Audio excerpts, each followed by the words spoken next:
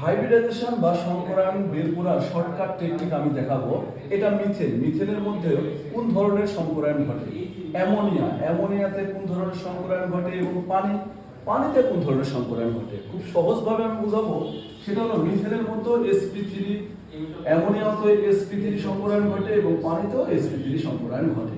তার সূত্র আমরা এভাবে মনে রাখবো, x = half m plus v minus 3 plus a। ওকে, এবার তোমরা দেখো হাফের মান হাফ বসাও। এমটা কি হবে?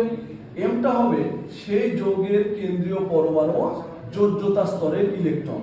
তার মানে মিথেনে কার্বন পরমাণুর যোজ্যতা স্তরের ইলেকট্রনটা হয় হচ্ছে আমাদের 4 এবং ভি হলো কি একযোজী পরমাণুর সংখ্যা। সেই যৌগে একযোজী পরমাণু কার্বনের যোজনী 2 আর মিথেনে হাইড্রোজেনের যোজনী 1। সেক্ষেত্রে 1 মানে হাইড্রোজেনের যোজনী কত আছে? এখানে হাইড্রোজেনের সংখ্যা 4, তাহলে 4 দিলাম।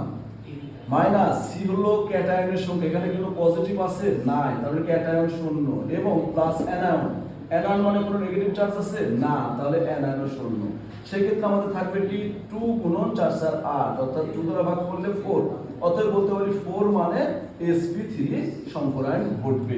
এটা তোমরা প্র্যাকটিস করো। অ্যামোনিয়া এবং পানি যাদের হবে না তারা কমেন্টস করো, আমি সেটা বলে দেবো। ধন্যবাদ সবাই।